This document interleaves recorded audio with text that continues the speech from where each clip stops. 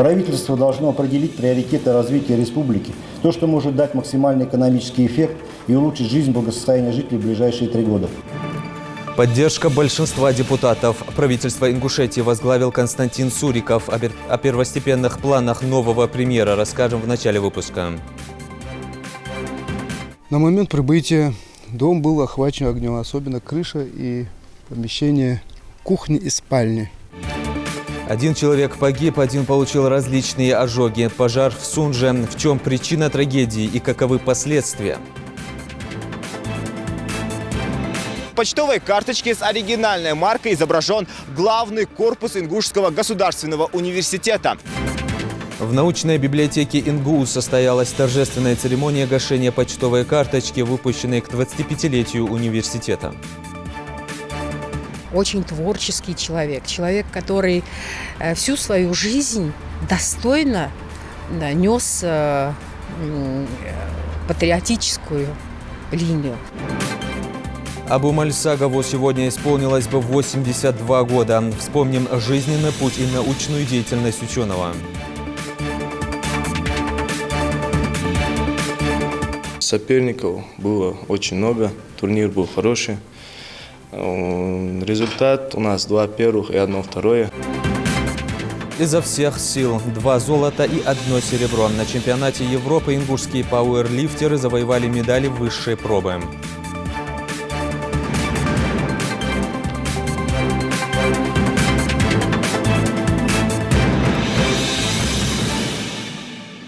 На канале Ингушетия время вечерних новостей. Здравствуйте.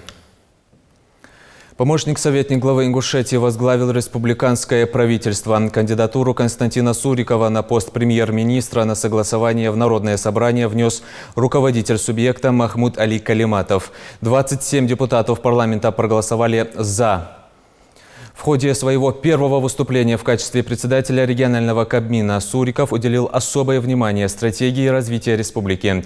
Какие планы у нового премьер-министра, в репортаже Рины Тичоевой.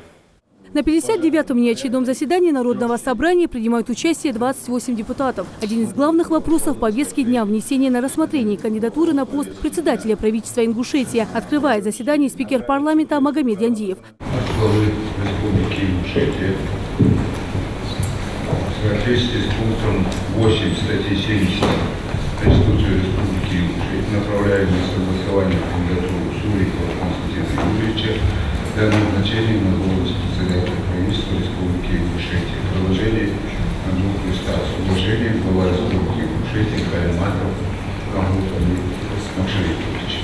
Глава Ингушетии Махмуд Али Калиматов, выступая перед депутатами, отметил, что в соответствии с пунктом 8 статьи 70 Конституции Российской Федерации он подписал указ о поставке правительства республики. Кабинету министров поручено исполнять свои обязанности до формирования нового состава. Глава региона внес на рассмотрение парламентариев кандидатуру Сурикова Константина Юрьевича. Константин Юрьевич имеет богатый багаж знаний, хороший организатор и высокий профессионал. Полагаю, что эти качества позволят Сурикову и Константину Юрьевичу качественно выполнять новые функции, решать стоящие перед правительством задачи. Просил бы вас и думаю, что вы одобрите мой выбор для дальнейшей работы качественного правительства. Кандидат на пост председателя правительства Ингушетии Константин Суриков отметил, что в течение месяца пребывания на посту помощника-советника главы Ингушетии успел ознакомиться с социально-экономической ситуацией в республике. В случае его назначения он попытается создать в Ингушетии благоприятный деловой климат, привлечь инвестиции в приоритете исполнения национальных проектов, утвержденных президентом России. Задолженность по страховым взносам и мерам социальной поддержки будет погашена. Помощь в необходимых объемах уже одобрена. Далее. Необходимо обеспечить сбалансированность бюджета в целях исполнения всех обязательств, которые взяла на себя республика. На сегодняшний день дисбаланс, то есть разрыв между доходами и расходами бюджета, составляет порядка 2,4 миллиарда рублей. На сегодняшний в этом направлении проводится работа по привлечению финансовой помощи с федерального бюджета. Соответствующая поддержка также будет оказана. Но и со своей стороны правительству необходимо проанализировать расходы, выявить резервы для снижения данного разрыва, а также выявить потенциальные точки роста республики. По итогам указанной работы необходимо будет оперативно обеспечить внесение изменений в закон о республиканском бюджете. Далее. Решить вопрос в отношении продления мер бюджетного принуждения. Меры бюджетного принуждения были применены к республике из-за нецелевого использования бюджетных средств при предоставлении льгот отдельным категориям граждан. В связи с применением этих мер с республики планируется взыскать 3,8 миллиарда рублей. У нас этих денег нет. В целях снижения нагрузки на бюджет, благодаря поддержке федерального центра, уже принято решение о продлении исполнения мер бюджетного принуждения на 5 лет. В связи с этим перед правительством стоит задача обосновать несоизмеримую с возможностями бюджета нагрузку, возникающую при исполнении мер бюджетного принуждения, и запросить дополнительную финансовую помощь. Константин Суриков отметил, что необходимо обеспечить сбалансированность бюджета в целях исполнения всех обязательств, которые взяла на себя республика. В этом направлении проводится работа для привлечения финансовой помощи из федерального центра. Первоочередные текущие задачи, безусловно, необходимо думать о стратегии развития республики. Правительство должно определить приоритеты развития республики, то, что может дать максимальный экономический эффект и улучшить жизнь и благосостояние жителей в ближайшие 3 года. Перспективы развития нужно определять по всем направлениям жизнедеятельности республики, и особое мнение надо сосредоточить на тех отраслях экономики, которые могут дать быструю отдачу в ближайшем будущем. Одновременно предметом нашего пристального внимания должны быть среднесрочные и долгосрочные цели и задачи, которые дадут республике долгосрочную историческую перспективу. При формировании стратегии необходимо учитывать не только сильные стороны нашей экономики, но и акцентировать внимание на направлениях развития, обозначенных в стратегии развития государственной политики Российской Федерации, максимально используя возможность привлечения средств из федерального бюджета. В конечном итоге мы должны прийти к следующим показателям. На 1 рубль республиканского бюджета привлекать 9 рублей федерального бюджета и 10-12 рублей частных инвестиций. Подобный проектно-целевой подход к бюджету совместно с созданием атмосферы доверия власти, граждан и предпринимательского сообщества, благоприятного бизнес-инвестиционного климата, наряду с высокой конкуренцией позволит республике занять лидирующие позиции в социально-экономическом развитии. Тем более, что у республики на это все ресурсы и возможности есть. Таким образом, правительству необходимо обеспечить повышение налогового потенциала в целях снижения уровня дотационности республики, обеспечить стабильность и сбалансированность бюджета в долгосрочной перспективе и повысить самодостаточность региона не только в финансах, но и в обеспечении себя продовольствием. Данная задача достижима посредством создания благоприятного делового климата, привлечения инвестиций, повышения конкурентоспособности, более эффективного и рационального использования государственного имущества. После доклада кандидата на пост председателя правительства Ингушетии депутаты Народного собрания смогли задать интересующие их вопросы. Депутаты интересуются, как будет развиваться образование в Ингушетии. Я в вашем резюме вижу, что вы работали директором образовательных учреждений. Как вы думаете, какой у нас будет вектор развития образовательной среды нашей республики? Куда нам стоит стремиться? Экономика, ей надо заниматься, но для того, чтобы обеспечить стратегию развития любого общества, общество должно быть в первую очередь образованным. И так как у нас высокая рождаемость, очень много детей, и Федерация помогает нам со школами и садиками, главной задачей это подготовка педагогических кадров, и именно на базе этого можно давать детям хорошее образование. В моем понимании вектор развития должен быть направлен, во-первых, на реальный сектор экономики. То есть не только готовить юристов, экономистов, безусловно, надо работать над тем, чтобы создавать рабочие места, и на эти рабочие места должны приходить подготовленные люди. А это и аграрный комплекс, и промышленность, и, конечно, особое внимание уделять сфере IT-технологий, потому что мы видим, что экономика уходит именно в этот сектор. Мы видим, что многие даже продажи уходят в онлайн. Традиционные формы продажи, такие как торговые центры, они тоже уходят. И мы понимаем, что можно, сидя дома, владея даже небольшими навыками, зарабатывать 20-30 тысяч рублей, только вот сидя у компьютера. После вопросов кандидату на пост председателя правительства Ингушетии депутаты ушли на перерыв для тайного голосования. По итогам тайного голосования на согласование кандидатуры, предложенной главой республики на пост председателя правительства Ингушетии, проголосовали 27 депутатов. Всего было выдано 28 бюллетеней. Таким образом, новым председателем правительства Ингушетии стал Суриков Константин Юрьевич. Суриков Константин Юрьевич родился 8 сентября 1971 года. В 1993 году окончил Томский государственный университет имени Куйбышева, геолого-географический факультет. В 1995 году Томский государственный университет, экономический факультет. В 2004 году Академия народного хозяйства при правительстве Российской Федерации. В 2015 году Самарский государственный экономический университет, кандидат экономических наук. С 1993 по 2000 годы Главное управление Банка России по Томской области. С 2000 по 2003 год директор Томской банковской школы Банка России. 2003-2004 годы начальник головного расчетно-кассового центра Главного управления Банка России по Томской области. 2004-2005 годы заместитель начальника Главного управления Банка России по Томской области. С 2005 по 2009 год директор Московской банковской школы Банка России. 2009-2011 годы заместитель начальника Главного управления Банка России по Новосибирской области. С 2011 по 2014 годы начальник Главного управления Банка России по Самарской области. С 2014 по 2018 годы работал советником председателя правления Общества с ограниченной ответственностью КБ «Союзный», советником председателя правления Общества с ограниченной ответственностью КБ «Столичный кредит», управляющим отделением по Самарской области Волговятского Главного управления Банка России. Женат, имеет 2 детей. Новый председатель правительства Ингушетии после назначения ответил на вопросы представителей СМИ. Самая главная задача на сегодняшний день – это финансово-бюджетная сфера.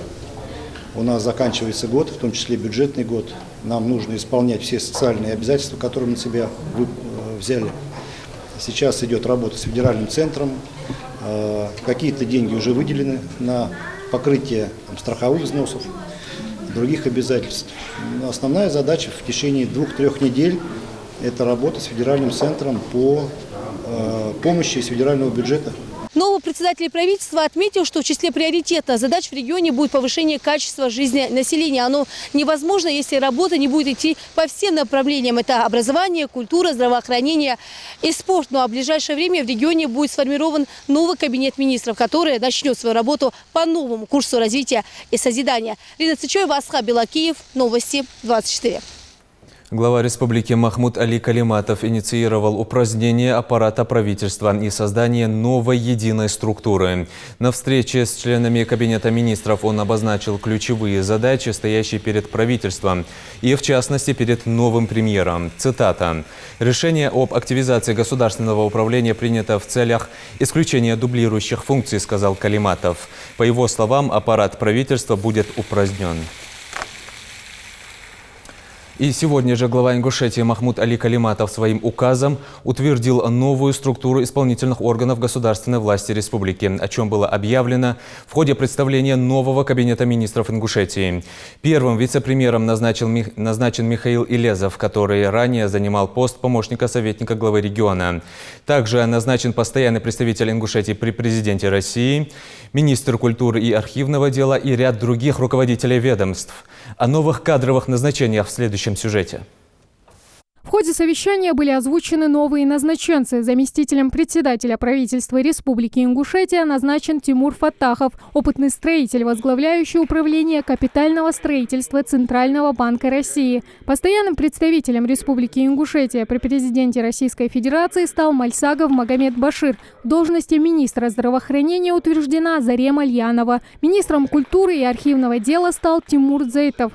Министром имущественных и земельных отношений республики назначен Аюб Галаев. Юрист, чьи знания и профессионализм, по словам главы Ингушетии, будут очень востребованы в сфере, которую ему предстоит возглавить. Исполняющими обязанности руководителей Минэкономразвития и Минфина Республики Ингушетия назначены Асет Кацеева и Багаудин Халухаев, работавшие ранее в должности заместителей руководителей вышеназванных органов. Сегодня перед правительством стоит стратегическая задача, закрепленная в майских указах президента Российской Федерации Владимира Владимировича Путина. Осуществление прорывного коренного научно-технологического и социально-экономического развития, увеличение численности населения, повышение уровня жизни граждан, создание комфортных условий для проживания, а также условий возможности для самореализации и раскрытия таланта каждого человека. Думаю, что новые министры и руководители ведомств проникнутся чувством ответственности за порученный участок. Руководитель субъекта подчеркнул, что наиболее острыми проблемами, которые должны стоять на контроле Кабмина, являются низкий уровень обеспеченности объектами социальной инфраструктуры и высокий уровень безработицы. Мы определили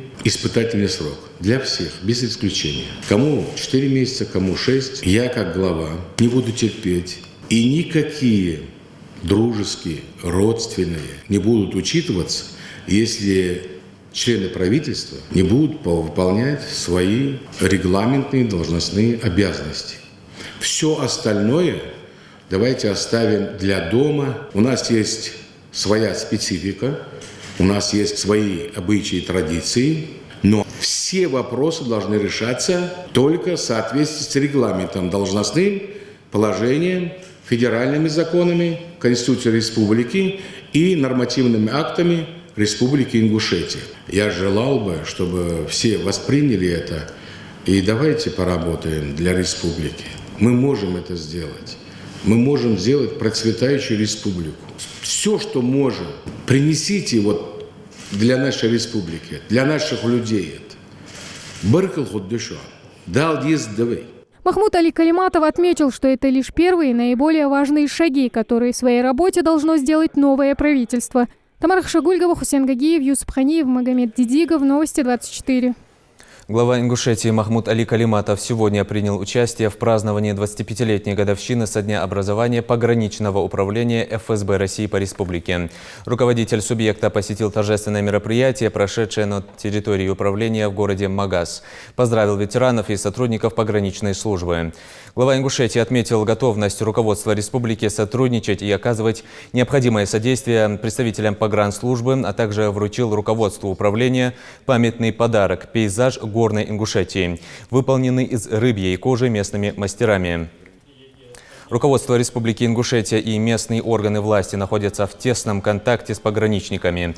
С готовностью откликаются на их нужды. И впредь мы будем оказывать необходимое содействие, отметил он. В ходе мероприятия были вручены ведомственные награды отличившимся сотрудникам, а также грамоты и благодарности главы республики. Завершилась официальная часть выступлением ансамбля песни и пляски «Пограничник Кавказа». Один человек погиб, один пострадал при пожаре в Сунже. 60 квадратных метров оказались во власти огня. Возгорание произошло накануне ночью в жилом доме по улице 2-я линия. В тушении пожара была задействована бригада МЧС, но несмотря на усилия спасателей и врачей, женщина, проживавшая по этому адресу, скончалась от ожогов. Но, к счастью, ее сын выжил. Подробности трагедии в сюжете Микаэла Тангиева. Обугленные доски, покореженная крыша, остатки расплавленного пластика. Это все, что осталось после пожара. Ужасная трагедия произошла в Сунже в районе 3 часов утра, когда все соседи и жильцы дома спали. Где-то 2 часа 57 минут поступило сообщение. Мы выехали с дежурным караулом. На момент прибытия дом был охвачен огнем, особенно крыша и помещение кухни и спальни. В этом съемном доме проживала семья из 2 человек, сына и матери. Сегодня планировали переезд в новую квартиру, но события минувшей ночи изменили все планы. В этот вечер они включили камин, электрический камин. Там у них был включен холодильник и электрический камин. И так как еще проводка проложена у них по чердачному помещению, там по сгораемому конструкция. Вместо утеплителя у них там проложена глина и опилка. И так я предполагаем, то, что при включении камина произошло замыкание. На второй линии, где проживала семья, люди только начали обживать свои дома, и очевидцев случившегося было не так много. Ждать помощи было не от кого. Вся надежда была только на сотрудников пожарной службы, которые в течение 10 минут уже были на месте и приступили к тушению огня. Спасатели тут же оказали первую помощь Зелимхану Измайлову, но его мать Зину Мериеву спасти так и не удалось. Сейчас Зелимхан находится в Сунжинской районной больнице. На данный момент состояние удовлетворительное. Его диагноз – термический ожог второй и третьей А степени области шеи, обеих предплечий, кистей и стоп. Первая помощь оказана, лечение идет в полном объеме. Я думаю, дней через 10, начало в удовлетворительном состоянии он выпишется. Администрация города Сунжи сразу отреагировала на трагедию. Срочно была созвана комиссия для оценки нанесенного ущерба в результате ЧП. И уже в течение недели будет решен вопрос по оказанию всей необходимой помощи пострадавшим в пожаре. После решения комиссии предоставим всю необходимую помощь данной семье. По решению комиссии мы предоставляем финансовую помощь с фонда главы города. После выхода из больницы парню придется пожить какое-то время у родственников. Сейчас правоохранительными органами выясняются причины возникновения пожара. Работает следственная группа. Микаил Тангиев, Адам Гулоев, Майрбек Мержоев. Новости 24. Предприятия теплоснабжения в Назране готовят к отопительному сезону. Объекты ЖКХ, котельные, водопроводные и канализационные сети по необходимости ремонтировались. Есть и существенные проблемы, связанные с многоквартирными домами, которые находятся на территории Насыркорского округа. Это 18-этажные молодежные дома. Согласно проектным данным, эти два дома должны были иметь свою котельную.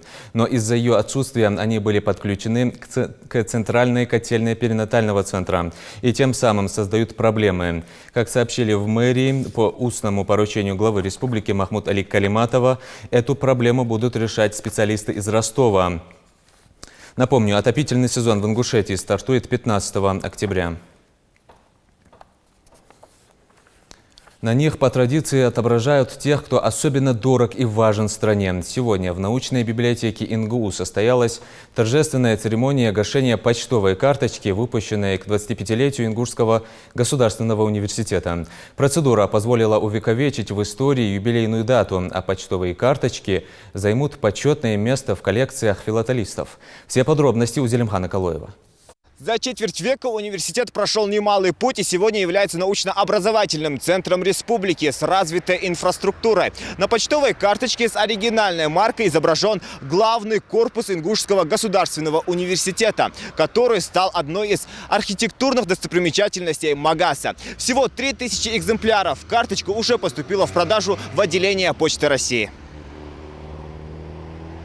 Выпуск в оборот новой почтовой карточки – это целый ритуал. Особенно, когда тираж ее ограничен, как в случае с этими карточками. Гашение по традиции сопровождает официальная церемония. Право первыми оставить оттиск фирменного штемпеля представилось ректору вуза, одному из первых выпускников-отличников и нынешнему студенту-краснодипломнику.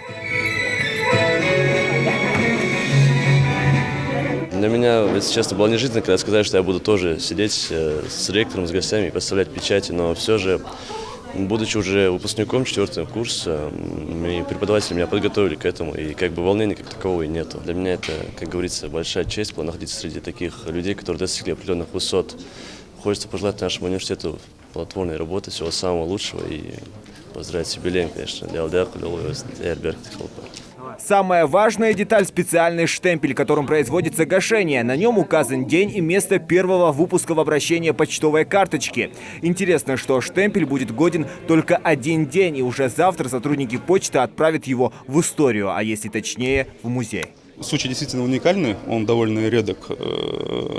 Процедура вообще, каким образом происходит университет, в данном случае, как получил университет, заявил желание о том, что хочет получить почтовую карточку. Данный запрос поступает к нам, дальше мы его согласуем в ГУПе, и ТЦ-марка воспроизводит это на карточке. Дизайн и все было разработано, естественно, университетом. Легко ли претендовать вообще на эту марку? На марку претендовать довольно тяжело. Там должны пройти специальный отбор, там проводится каким образом. То есть ФУГУП оценивает, действительно ли достоин.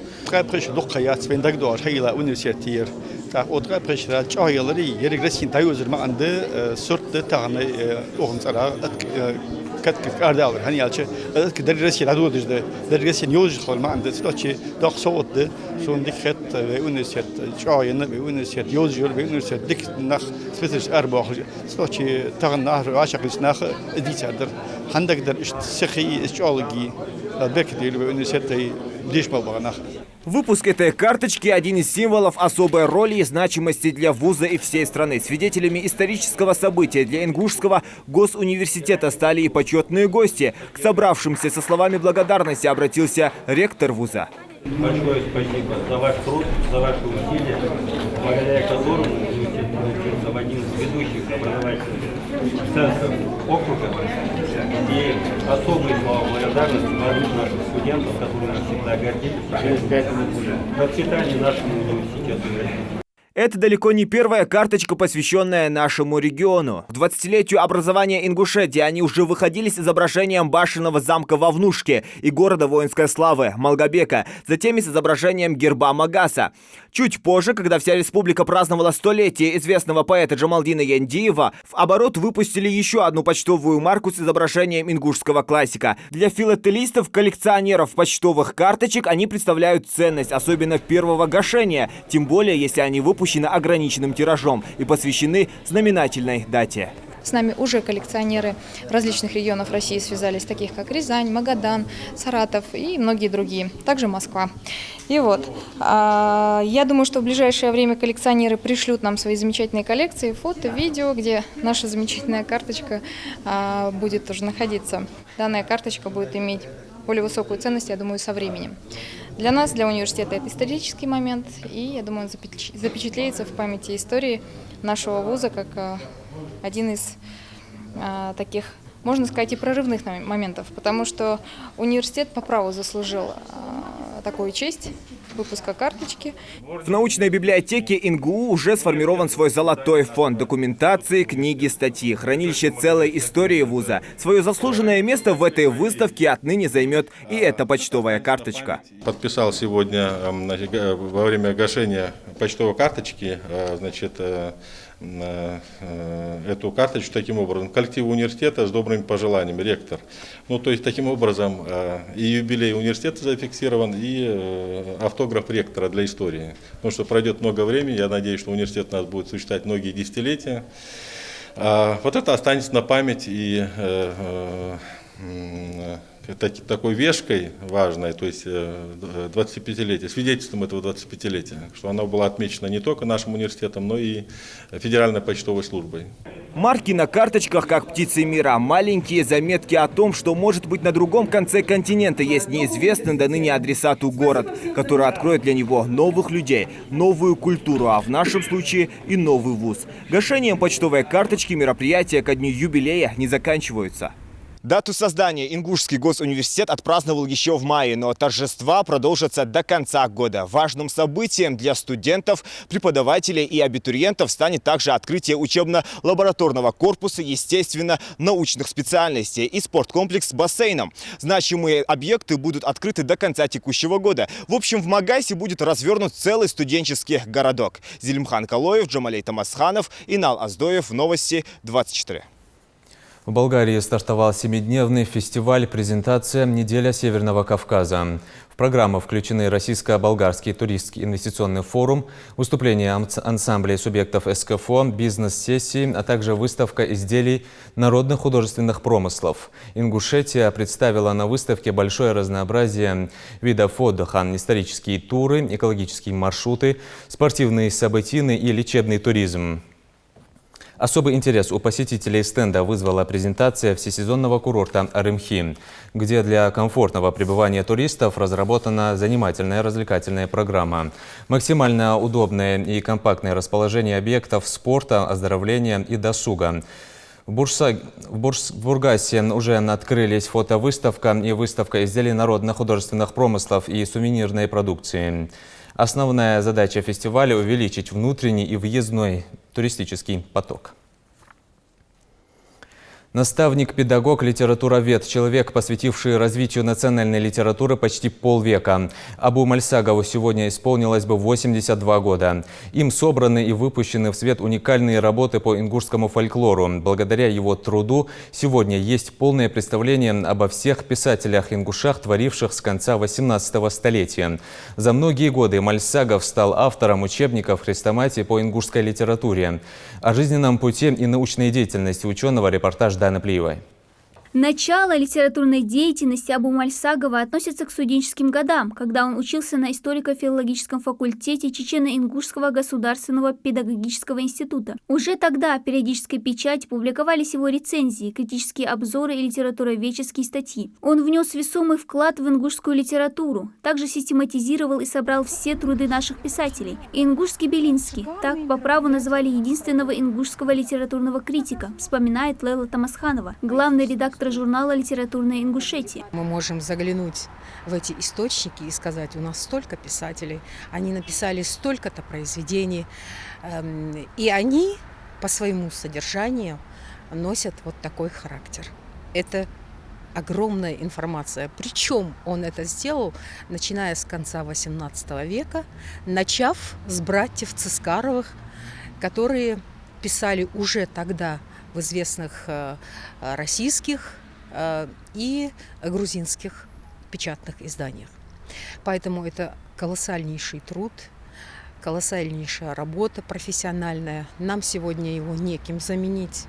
Абу Мальсагов – автор многих учебников, хрестоматий, программ и учебных пособий по ингушской литературе для средней и высшей школ, на которых выросло несколько поколений ингушей. Более 40 лет он плодотворно трудился над записью, исследованием и литературной обработкой ингушского фольклора и изучением сложных проблем зарождения и развития ингушской литературы XX века. В различные годы были изданы его книги «Ингушский фольклор», «В боевом строю» и «В ногу с эпохой». Та история вей цинцады, фольклорца. Мы не хуже, ведь халдацерс, халга ведь фельг муларли, фельг сагу ваша бела луар. Ханжох, фельгиш молдарю хан хамдес. История дезжох, цукаман цунах, цукаман хан хамдезжох, с хан хамьох, знах дикада ецдолш, дисклутач, фельги хиспи дезжох. Ведь هذا الفعل بولشان مغيتيس دوسا. إيش تندو نوز درجة تقامن سخند شانيو. تقامن نيستان ديو. تاعن إزاي فلك دور خلر بحن دوش. سرعيازير بحن دوش. تاعن يولو جيبيس. تاعن ведь تقول ده وي история مهتوهتيش. Но один из самых весомых его вкладов в развитие ингушской литературы – журнал «Литературная Ингушетия». Абу Мальсагов стал инициатором его создания и последние 10 лет жизни работал редактором журнала. На его страницах публиковались многие неизвестные широкой публике произведения ингушских авторов. Мальсагов постоянно работал с творческой молодежью, наставлял начинающих писателей. В течение 15 лет он руководил республиканским творческим объединением молодых писателей. Для них он организовывал конкурсы и стимулировал для самосовершенствования. Язди булуш был нахи, кезги язди цашкош халхош булбан булуш был, он язн хой баркш берегиже, диштажл бирш хулр цаники.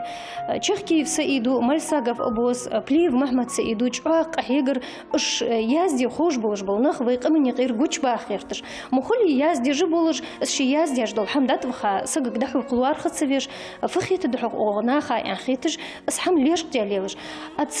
Цкани чак ахигр жнах хагуч бах خيرتش صق حنت دوش دو تصدق از ليلدر يوازن خو خوب واسو يعني اسقال عبلبل زليست اي دايواق بيوجد الحمد ترца. Очень творческий человек, человек, который всю свою жизнь достойно нес патриотическую линию. Для него ингушский народ, ингушская литература, ингушский культурный пласт было основой всей его жизнедеятельности. И таких людей, конечно, у нас было много.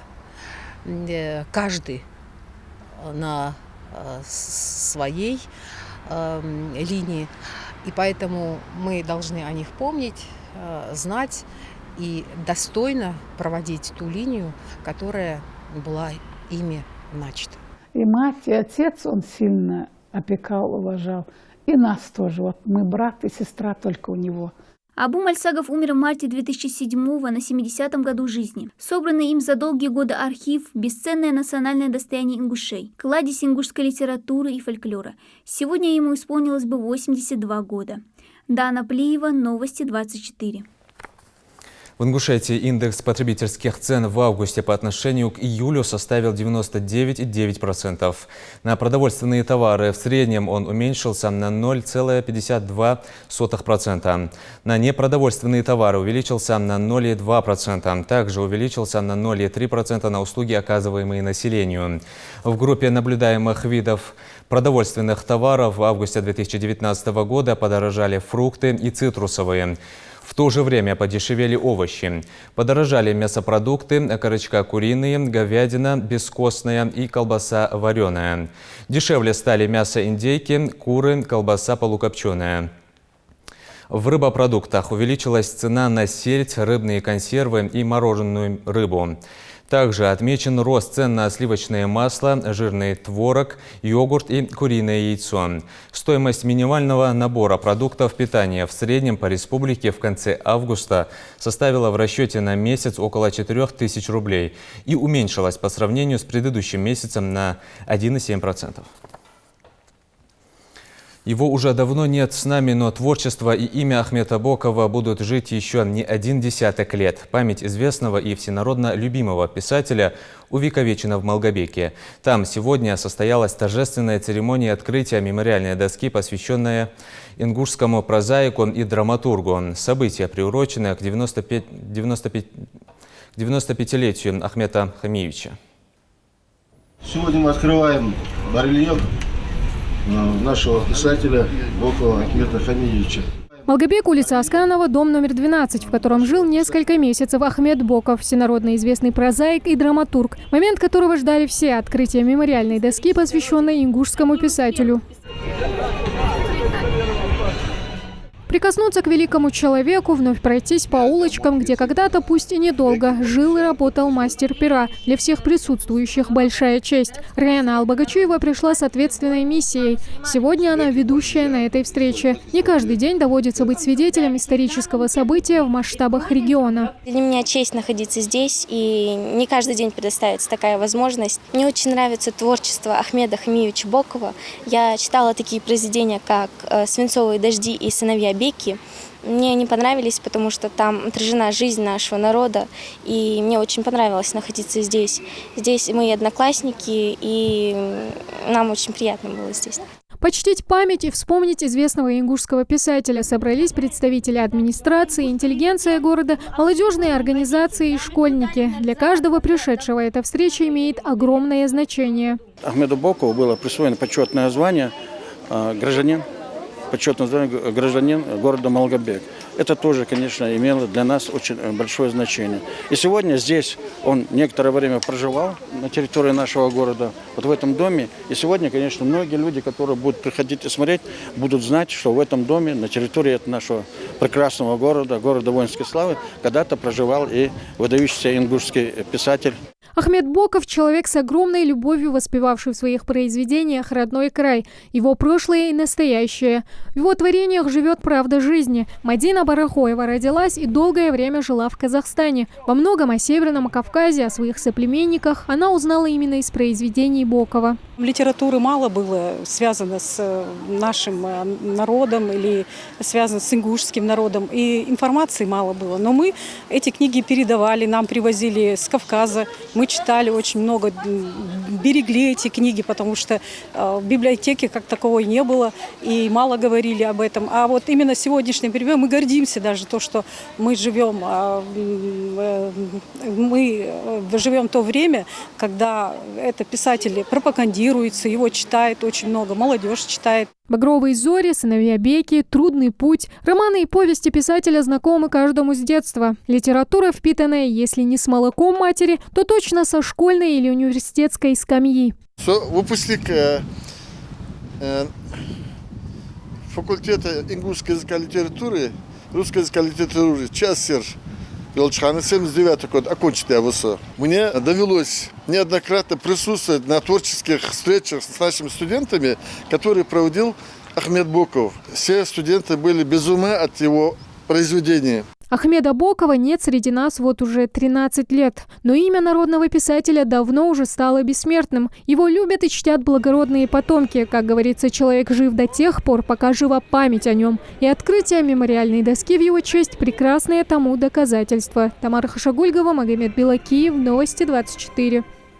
В хоккей играют настоящие мужчины, но только на льду. А что делать, когда его нет? Отсутствие соответствующего покрытия в ледовых аренах Эрзи и Башлам усложняет задачу хоккеиста. Но ингушские спортсмены не откладывают коньки. Не теряя надежды, они все же приходят на так называемые сухие тренировки. Но одной мотивации результатов не достичь. Почему отсутствует спецпокрытие в спортивных объектах и каково это играть в хоккей не на льду, узнавал наш корреспондент. Через линию На первый взгляд нет ничего удивительного в том, что дети играют в хоккей на баскетбольной площадке. Сухая тренировка – неотъемлемая часть подготовки настоящего хоккеиста. Но в данном случае это вынужденная мера. Ледовые дворцы в Магасе и на Сыркорте остаются безо льда, что существенно отражается на работе хоккейной школы. Мне, конечно, вот как хоккеисту, да, мне очень обидно. Очень обидно, что я сегодня не могу этим детям предоставить лед.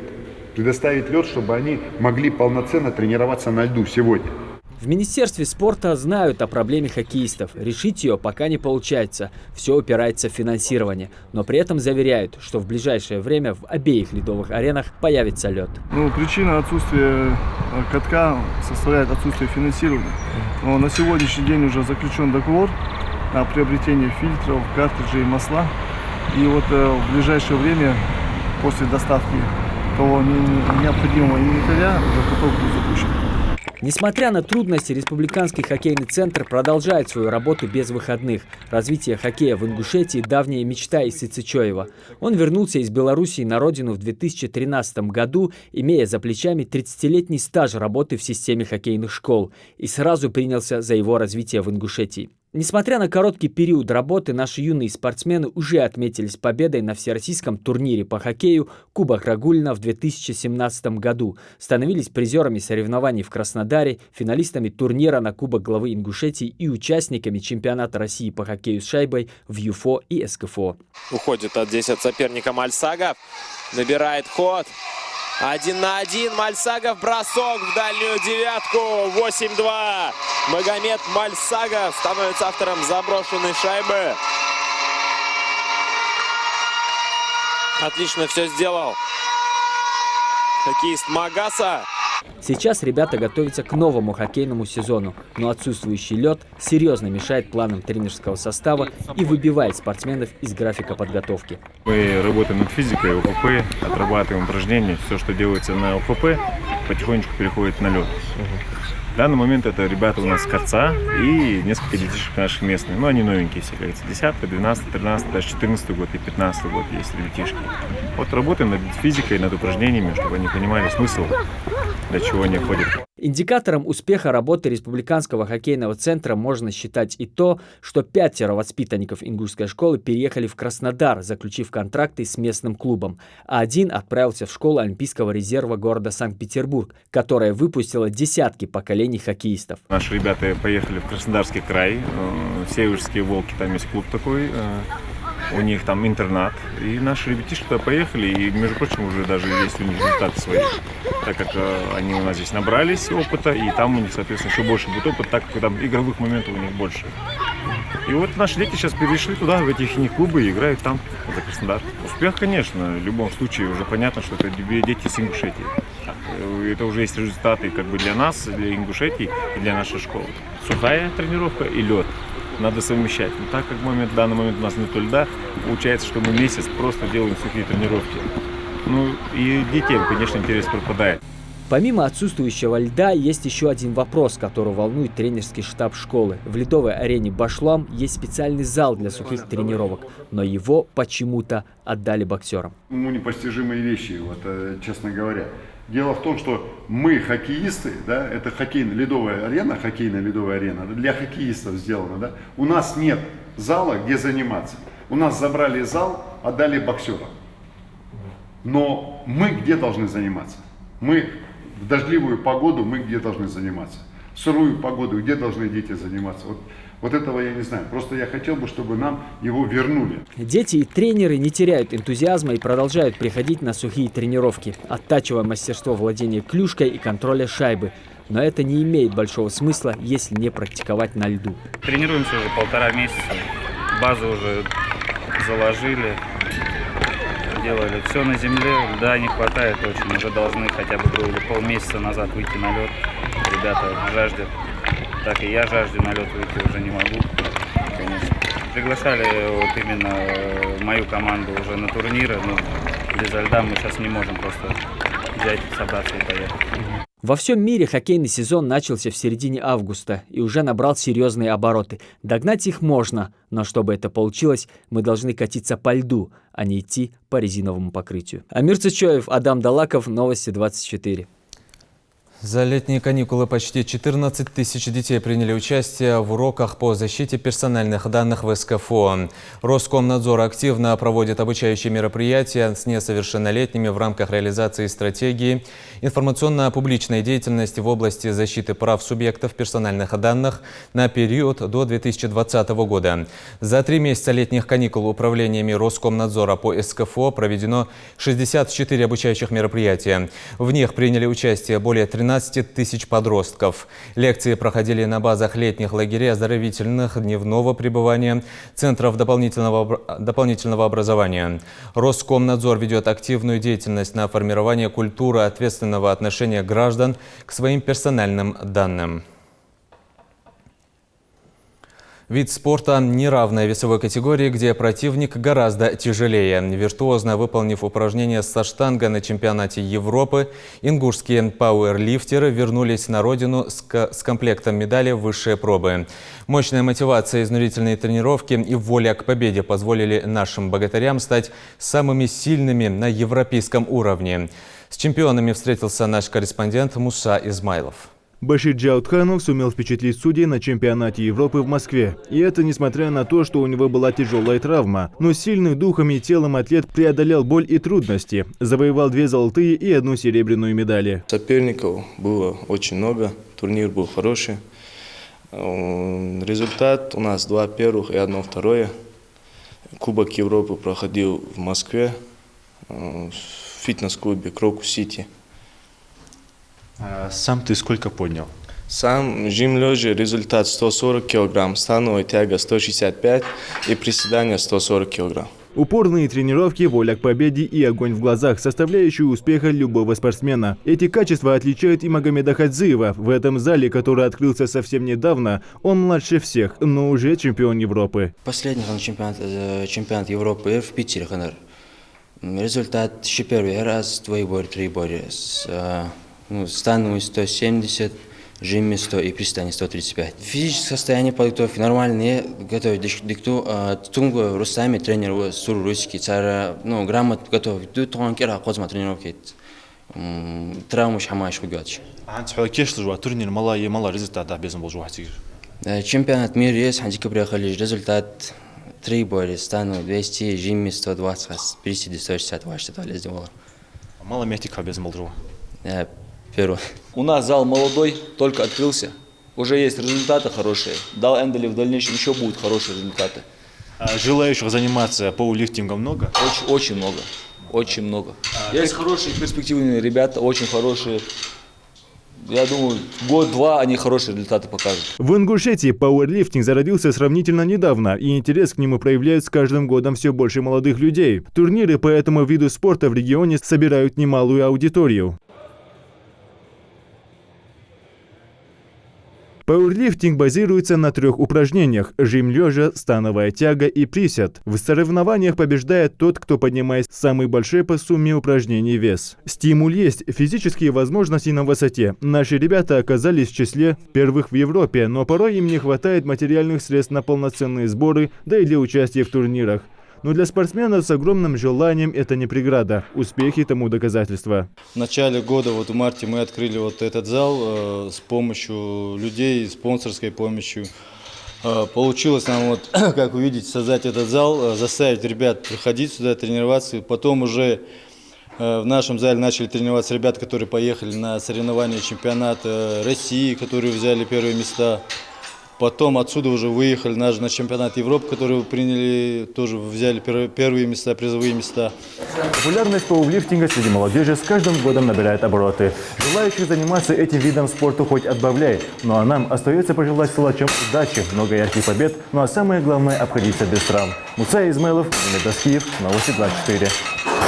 На этом наш выпуск завершен. Оставайтесь на Национальном.